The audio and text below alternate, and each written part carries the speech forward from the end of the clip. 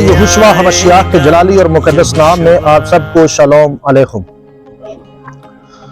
सबसे पहले मैं आप सबका शुक्रिया अदा करता हूं कि आप सब लोग कलाम सुनने के लिए इतनी सर्दी में यहाँ पर मौजूद हैं। खुदावंद का शुक्र करते हैं आप सबके लिए और उसकी शुक्रगुजारी हो कि उसने हमें आप लोगों के दरमियान खैरियत से पहुँचाया है। भाई कासिम का बहुत शुक्रिया, उनकी टीम का बहुत शुक्रिया, पास्टर बॉबी साहब का बहुत शुक्रिया जिन्होंने हमें यहाँ मदू किया, और अहले इलाका अहले मोहल्ला का भी बहुत शुक्रिया। खुदावंद आप सबको बरकत दे जी। हालेलुया। बेसिकली एक सीरीज चल रही है मार्क ऑफ यहोवा और मार्क ऑफ द बीस्ट, तो उस पर काफ़ी सवालात हैं जो पब्लिक यूट्यूब से भी हमें कर रही है और वैसे भी लोग हमसे हमारे अकायद को लेकर भी सवालात करते हैं। एक टर्म है जो अक्सरोकात इस्तेमाल करके खुदा की शरीयत को पसे पर्दा कर दिया जाता है, खुदा की शरीयत को बिल्कुल जो है नज़रअंदाज कर दिया जाता है। और जब भी कलीसिया को ये कहा जाए या किसी खादिम को कहा जाए या किसी स्कॉलर को कहा जाए कि जी खुदा की शरीयत जो है वो कलीसिया पर लागू है, तो वो एक लफ्ज़ है, एक जुमला है, बल्कि उसको इस्तेमाल करके कलीसिया का जो जहन है वो खुदा की शरीयत से बिल्कुल क्या कर देता है, हटा देता है। सो ऐसे तबके को जो सवालात कर रहे हैं, जो हमसे पूछ रहे हैं कि जी आप यूट्यूब पर और विजिट के जरिए लोगों को सिखा रहे हैं कि खुदा की शरीयत कलीसिया पर लागू और उसको अमल करना चाहिए, जबकि एक रस्मी शरीयत है, एक समाजी शरीयत है, इस तरह की कुछ 3 टर्म्स हैं। ठीक है जी, तो पाकिस्तान के स्कॉलर कमूसल किताब से लेकर इस्तेमाल करते हैं। ठीक है जी। अच्छा, मैं आपको अगर ये बताऊं कि ये तीनों टर्म्स बाइबल में मौजूद ही नहीं, ये तीनों इस्तिलाहात बाइबल में मौजूद ही नहीं, और हैरत की बात है कि ऐसी इस्तिलाहात इस्तेमाल करके बाइबल मुकद्दस की जो ठोस तालीम है उसको नज़रअंदाज किया जाता है, जो इस्तिलाहात बाइबल में नहीं है। क्या आपने कभी बाइबल में रस्मी शरीयत की इस्तिलाह पढ़ी? नहीं पढ़ी होगी, मैंने तो नहीं पढ़ी। मैंने तकरीबन ये 24वीं दफ़ा मैं बाइबल पढ़ रहा हूँ। ठीक है, और मेरी आधी उम्र जो है खिदमत में गुजरी है। और ये भी कहा जाता है कि जी समाजी शरीयत है, ये भी टर्म नहीं है बाइबल के अंदर, जबकि इब्रानी की जो इस्तिलाहात हैं शरीयत के लिए वो आज तक कलीसिया को पता नहीं। इब्रानी की जो इस्तिलाहात हैं शरीयत के लिए वो कलीसिया को बिल्कुल भी पता नहीं। मिसाल के तौर में मैं किसी को पूछ लूं, खैर मैंने तो बहुत सारे पादरियों से भी पूछा, बिशप हजरात से भी पूछा कि ये बताएं कि ये जो आंख के बदले आंख और दांत के बदले दांत, ये कौन सी शरीयत है? इब्रानी में या बाइबल में इस शरीयत को कौन सी इस्तिलाह से पुकारा गया? तो जवाब हमेशा खामोशी में आया, उसका कोई जवाब नहीं आया, जबकि खुरूज 21 बाब की पहली आयत में ही इसका नाम लिखा हुआ है। इस शरीयत का नाम इब्रानी में मशपताइन है। क्या है? और आपने कभी ये नाम सुना पहले? आप सब जवाब दे सकते हैं अगर किसी ने सुना या पढ़ा हो। है जी? तो जो शरीयत के लिए असल टर्म्स हैं, जो इल्हामी हैं, जो जनाब मूसा ने अपने मुंह से फरमाई हैं या यहोवा पाक खुदा ने खुद अपने मुंह से फरमाई हैं, वो तो आज तक कलीसिया को पता नहीं।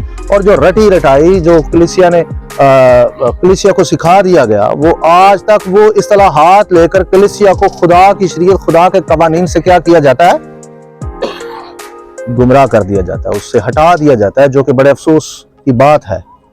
ठीक है जी, क्योंकि हम मार्क ऑफ बीस्ट और मार्क ऑफ यहोवा सीख रहे हैं और लोगों को बताया है कि दरअसल जिसकी जिंदगी में शरीयत नहीं वही हैवान के तसल्लुत में है, वही हैवान के तसल्लुत में है। इस पर हमने रात को भी ये कौन सा इलाका था जहां हमने निशात कॉलोनी में जो है इस पर बाकायदा टीचिंग भी दी, और उसमें मैंने बहुत सारे हवाला जात भी पेश किए कि शरीयत हैवान ने क्यों हाथ और माथे का इंतखाब किया। उसने अपनी स्टैंप लगाने के लिए हाथ और माथे का इंतखाब क्यों किया? उसने इसलिए यह किया क्योंकि अहद अतीक में यह बार बार यहोवा पाक खुदा ने कहा कि मेरी शरीयत तेरी पेशानी पर टीकों की मानद और तेरे हाथों पर बतौरे निशान रहे। अब पलूस रसूल ने यहाँ मन्नत की रस्म भी अदा की और कुर्बानी भी पेश की। तो जनाब क्या पलूस रसूल हमारे साथ डबल पॉलिसी खेल रहे? तो मैं जैसे कि आपको बता रहा हूं कि मैंने अरसा दराज से यहूदी लिटरेचर पढ़ा है। जनाब पलूस रसूल बिल्कुल भी हमारे साथ डबल पॉलिसी नहीं खेल रहे।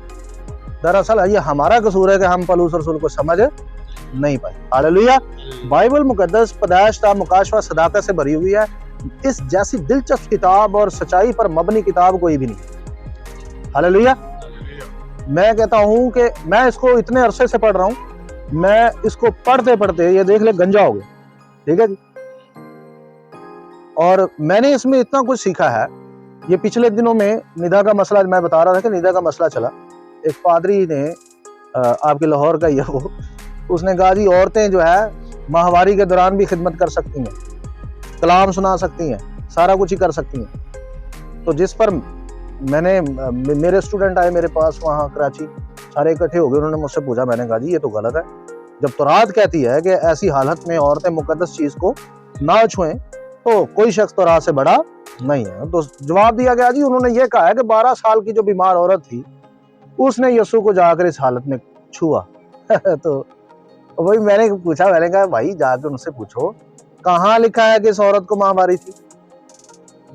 सिर्फ ये लिखा हुआ है कि उस औरत को खून जारी था। कितने साल से?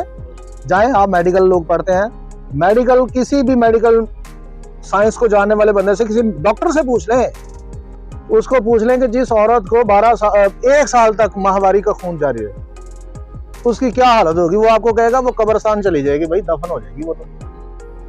क्यों जी?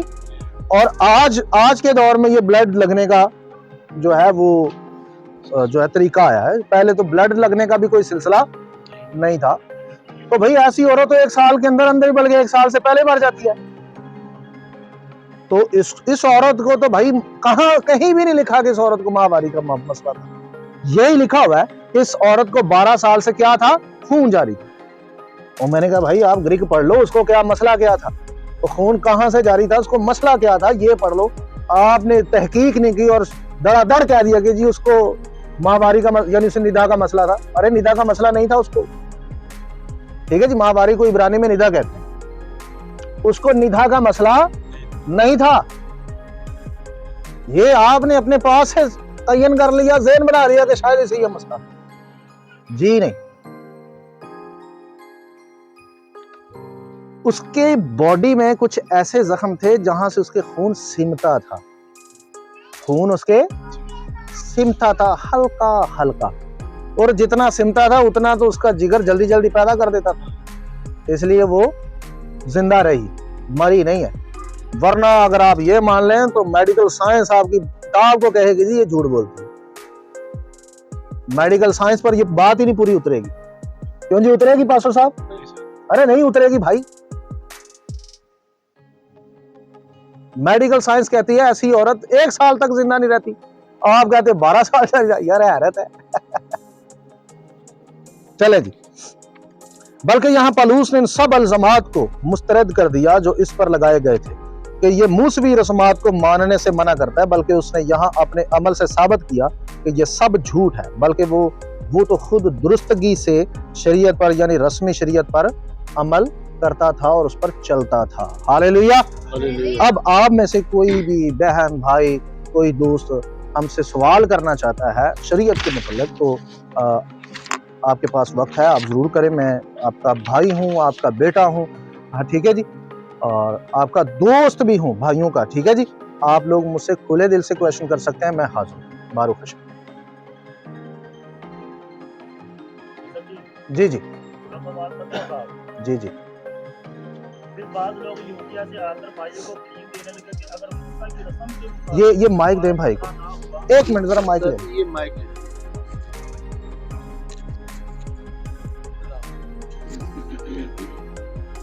हाँ जी सर जी जी हरी बात। अपना नाम बता दीजिएगा। क्वेश्चन। मेरा नाम पतरस। ठीक है जी भाई पतरस। रसूलों का माल 15 बाब उसकी पहली आयत से। फिर बाज लोग यहूदिया से आकर भाइयों को तलीम देने लगे कि अगर मूसा की रस्म के मुआफिक तुम्हारा खतरा ना हुआ तो तुम निजात नहीं पा सकते। बस जब पलूस और बरनबास ने उनसे बहुत टकरार और बहस हुई तो कलीसिया ने ये ठहराया कि पौलुस और बरनबास और उनमें से चंद और शख्स इस मसले के लिए रसूलों और बुजुर्गों के पास यरूशलेम को जाएं। आमीन। सवाल बता दे अभी इसमें से। सर ये लोग जो है ना, ये पौलुस रसूल की पहली खिदमत है सर। एक मिनट पकड़ ले मुझे इस तरह से। अच्छा, आपका क्वेश्चन पब्लिक तक जाएगा, आंसर भी जाएगा, लोगों को सीखने को मिलेगा।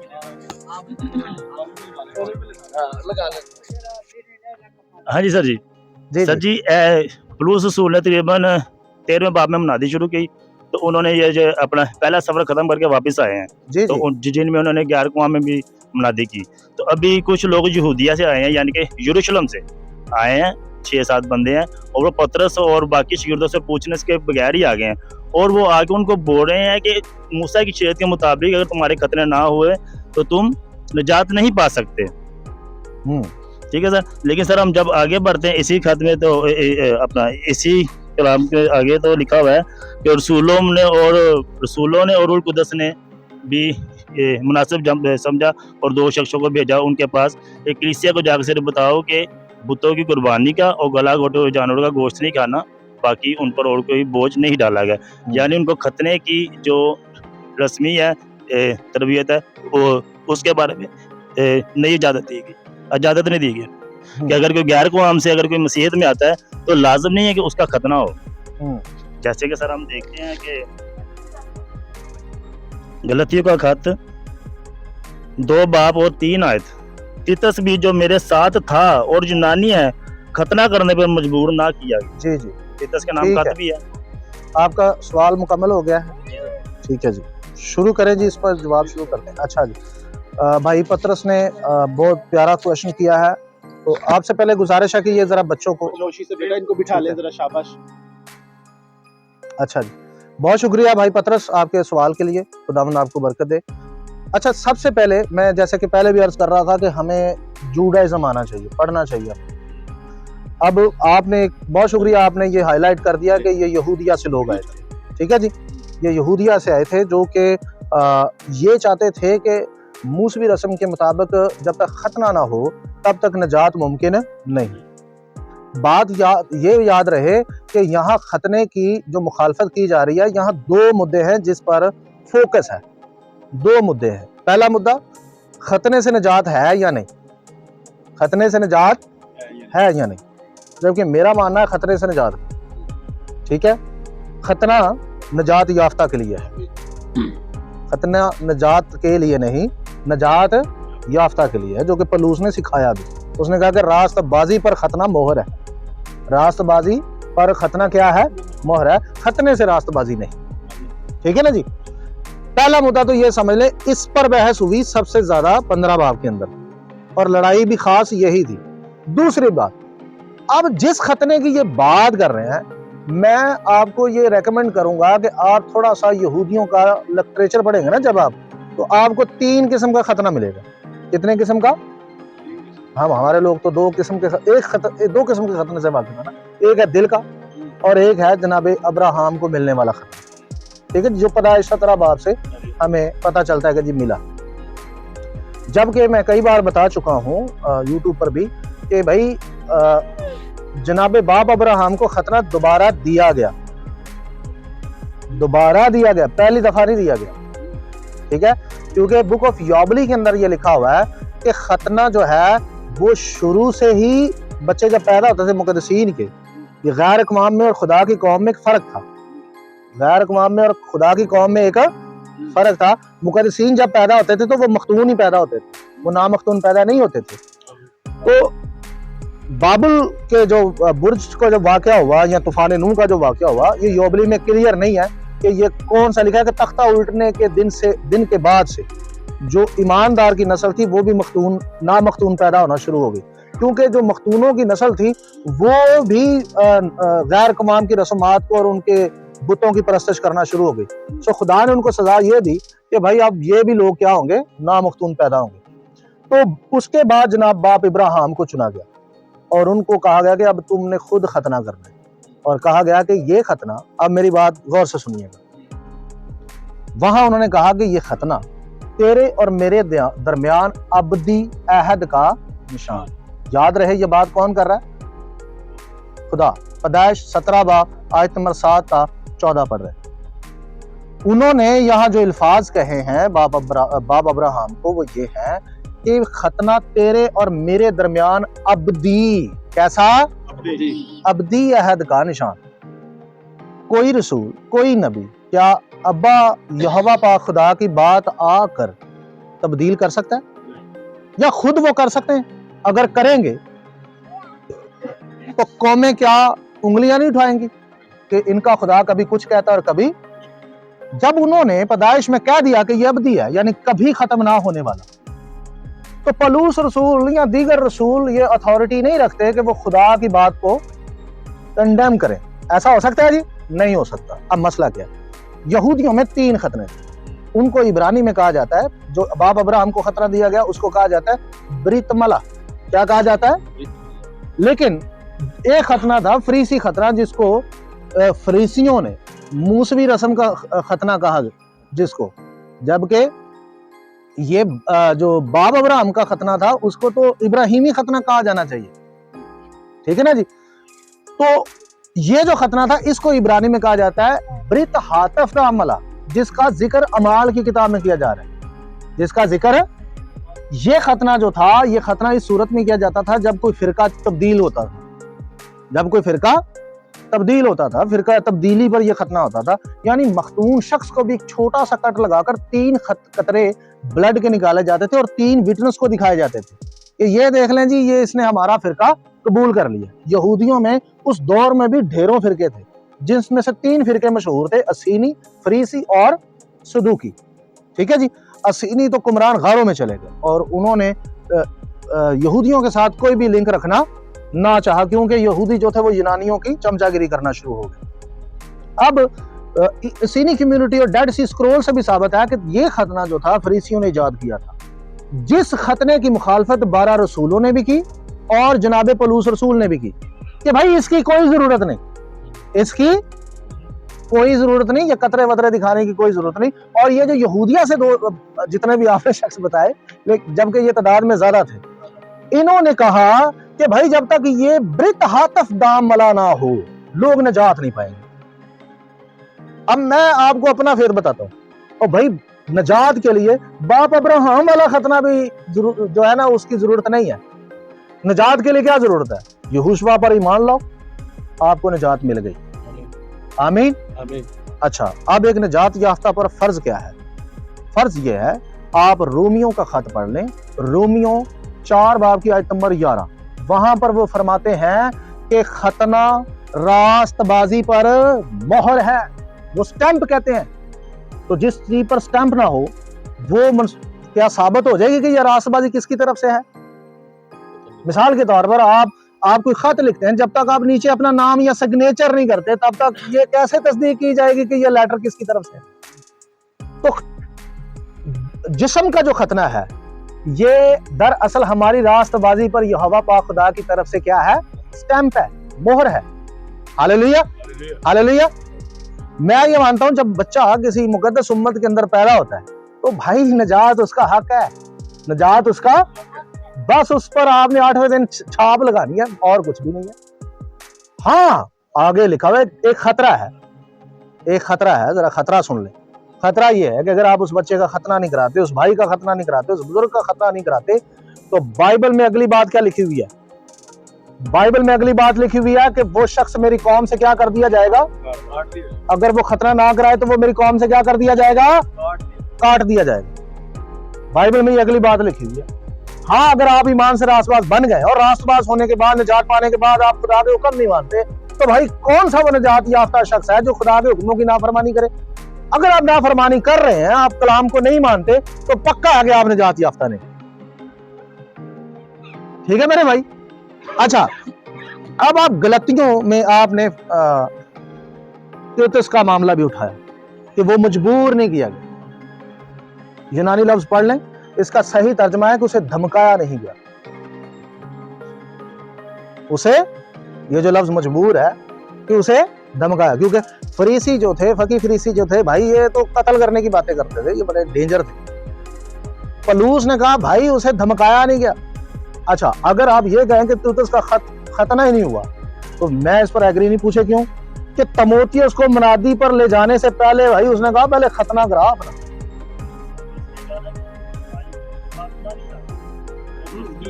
एक मिनट लगी। हाँ हाँ, अच्छा ये स्केल कहाँ, चले मैं आपकी बात समझ गया। अच्छा ये स्केल कहाँ है कि यहूदियों पर खतना जारी रहेगा और गैर कौमों से खत्म? जबकि जनाबे बाब अब्राहम को जब खतना दिया गया तो ये कहा गया कि अजनबी जो तेरे दरमियान रहे, जो तेरे खानाजात तूने जो खरीदे हो, उनका खतना भी लाजमी है।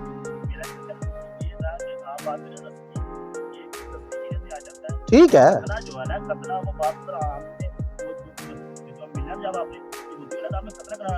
भाई खतना यहूदियों को सिर्फ नहीं दिया गया, खतना सिर्फ यहूदियों को नहीं दिया गया, मेरी बात सुन लेना। ये तो हमने स्केल तय किया ना, ये तो हमने स्केल कायम किया। बाइबल में कहीं भी नहीं लिखा खतना सिर्फ यहूदियों का। बाइबल में यहोवा पाक खुदा ने जब खतना दिया तो यहूदियों और गैर कवाम दोनों के लिए दिया। इवन के आप तौरात पढ़ लें, खरूज की किताब 12वां बाब, तो वहां भी लिखा है कि कोई अजनबी तेरे दरमियान हो और अगर वो तेरे खुदा की शरीयत को मानना चाहे तो वो फसा करना चाहे तो वो अपना खतना कराए, लाजम है कि वो अपना खतना कराए। तो भाई खतना तो दोनों को दिया गया। तो यहाँ एक और मसला रसूलों पर उंगली उठती है, वो कौन सी? अरे भाई तुमने आकर दीवार खड़ी कर दी, हालांकि उन्होंने नहीं की, ये हमने यहाँ तफसीर की। वो यहूदी था जी, ये गैर कौम था जी, ऐसा कुछ भी नहीं है। यहूदी का खतरा हो या गैर यहूदी का, दोनों के लिए शरा एक जैसी है, तो रात हवालों से भरी हुई है। हालेलुया, ठीक है जी। अब गलतियों, अब मेरा एक और सवाल है, आप लोगों ने ये तय कर लेना खुद ही, मैं नहीं चाहता कि आप मुझे जवाब दें, आप मेरे भाई हैं। मैं एक सवाल छोड़ देता हूँ, शायद सुनने वाले भी इससे मुस्तफीद हो जाए। सवाल ये है, गलतियां 5 बाब, माइक ले लें।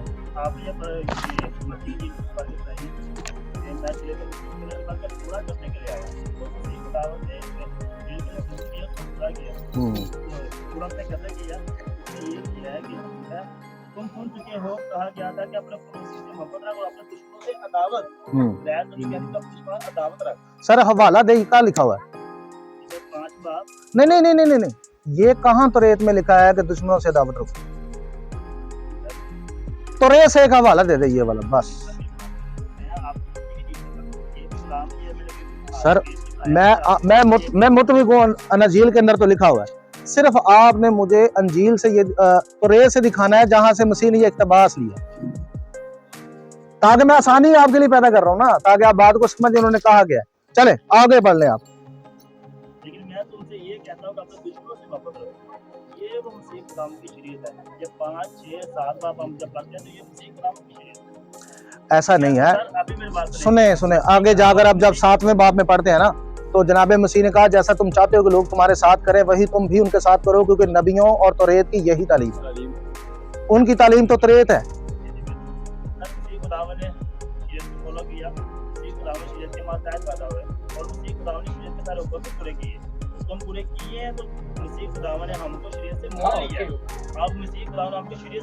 भाईजान कौन सी शरीयत से मूल लिया, कौन सी शरीयत से मूल लिया? लेकिन जब वक्त पूरा हो गया तो खुदा ने अपने बेटे को भेजा जो औरत से पैदा हुआ और शरीयत के मातहत पैदा हुआ। यीशु शरीयत के मातहत पैदा हुए, उसका आखिरी खतना भी हुआ ताकि शरीयत के मातहतों को मोल लेकर छुड़ा ले और हमको लेख वाले होने का दर्जा मिला। अब उसी को दावत ने शरीयत के मुताबिक पैदा तो हुए हैं, उन्होंने शरीयत को फॉलो किया, उन्होंने कुर्बानियां भी की, उनके खतने भी हुए। लेकिन क्या हुआ जब उन्होंने उस शरीयत के तकाजे को पूरा कर लिया, जब उन्होंने 613 हुक्म को पूरा कर लिया, जब उन्होंने 613 नहीं यार, मेरी बात सुनो, एक मिनट मेरी बात सुनो, वो बहुत बात हो जाएगी। आप अपना सवाल कर लें, ठीक है? आप मुझसे सवाल करें, ठीक है? मुझे आप ये सारी बातें मैं रोज सुनता हूँ, ठीक है? बात ये है कि ये मसीह ने कभी भी 613 हुक्म नहीं माने।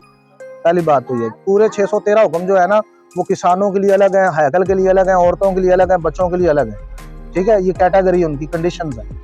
अब मेरी बात सुने, जो आपने जो हवाला पढ़ा है ना कि उसने हमें शरीयत से मुंह लेकर छुड़ा लिया, तो मैं पहले भी अर्ज कर रहा था कि भाई इतने किस्म की शरीयत है, आप कौन सी शरीयत की बात कर रहे हैं इधर? अब मैं आपको बताता हूँ हम कौन सी शरीयत के मतहत नहीं है या कौन सी शरीयत से हमें मूल लिया गया है, ये जरा सुन लें। दरअसल हमें सजाई शरीयत से छुड़ाया गया है। कौन सी शरीयत से? सजाई आपको शरीयत पर अमल करने से बिल्कुल भी नहीं बचाया गया, ना छुड़ाया गया।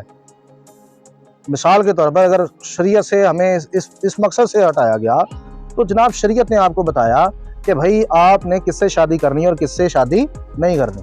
आपकी बहन कौन है, आपकी बहू कौन है, आपकी माँ कौन है, आपका कौन सा रिश्ता और कौन सा रिश्ता नहीं, ये सारी पहचान आपको किसने दी? शरीयत ने दी। तो मिसाल के तौर पे मैं अब यहाँ पूछ लूं कि भाई आपको कौन सी शरीयत किससे मूल ले लिया, तो इसका क्या जवाब है? मूसवी शरीयत से। तो मैं कहूंगा जी आप खुली छुट्टी दे रहे हैं सबको कि भाई कोई माँ नहीं है तेरी, कोई बहन नहीं है तेरी, कोई भी तेरा कोई रिश्ता नहीं है, तू एक जानवर बन जा। और जबकि मसीह खुदावंद ने या रसूलों ने कभी नहीं कहा कि आपने किससे शादी करनी, किससे नहीं करनी, तेरी माँ कौन है, तेरी बहन कौन है। क्योंकि ये अहद जदीद में कहीं लिखा हुआ है ये सिलसिला? कहीं भी नहीं लिखा हुआ, ये अहद अतीक में लिखा हुआ। अब मैं आपको सिंपल बता रहा हूं कि भाई ये है सजाई शरीयत। ये कौन सी शरीयत है? जैसे कि पौलुस रसूल ने कहा कि जो मसीह यीशु में उन पर सजा का हुक्म नहीं, हुक्म से मुराद तौरात नहीं, शरीयत नहीं। क्यों? सजा किसको कहते हैं? सजा उसको कहते हैं जो जब आप शरीयत को तोड़ते हैं तो शरीयत को तोड़ने की वजह से आप पर शरीयत लागू होती है, सजाई शरीयत। हाँ हाँ, तो करनी चाहिए ना। आप ये कहना चाह रहे हैं ना जब आपको तो आप आपको वाले सवाल कर मैं तो अर्ज कर रहा हूँ, मैं तो इस हवाले की जो आपने पढ़ा है मैं इसकी डेफिनेशन कर रहा हूँ कि पौलुस ने क्या कहा है। पौलुस ने ये हरगिज नहीं कहा आप रस्मी शरीयत ना माने। पौलुस ने हरगिज आपको ये नहीं कहा कि आपने खुदा के हुक्म तोड़ने हैं। वो ये कह रहा है कि आप सजाई हुक्म से छुड़ा लिए गए।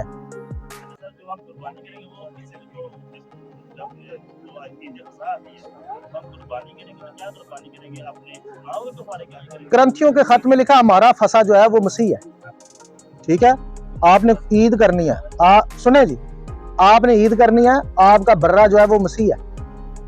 ठीक है, रसूलों ने इसकी प्रॉपर तशरीह की हुई है, हमें बाहर से तशरीह लाने की जरूरत नहीं है। पौलुस रसूल ने कहा हमारा भी फसा कुर्बान हुआ, पास आओ हम क्या करें, क्या करें, ईद करें। पौलुस रसूल ने खुद कहा है, हमें लंबी तशरीह करने की जरूरत ही नहीं, हमें बस ईद करनी है। कुर्बानी की जगह पर, बकरों छतरों की जगह पर जनाबे मसीह खुद है। ठीक है जी, तो वो कुर्बानी है, कुर्बानी के बगैर तो ईद हो ही नहीं सकती। ठीक है ना जी, तो ये भी तो भाई रस्म है। तो रस्मी शरीयत जो है, नहीं मैं उसमें एग्री नहीं हूं, क्योंकि तौरात ने कहा है कि ईद फसा के दिन ही पाक शराकत आप ले सकते हैं। आप आगे पीछे ईद फसा नहीं कर सकते। ईद फसा इब्रानी कैलेंडर के मुताबिक पहले महीने की 14 तारीख को आती है, और तौरात ने कहा है कि तुम मोइन वक्त पर ईद मनाना, बगैर किसी मुकर्रर वक्त की ईद नहीं आपने मनानी। ठीक है भाई जी, और कोई सवाल किसी भाई के बहन के पास?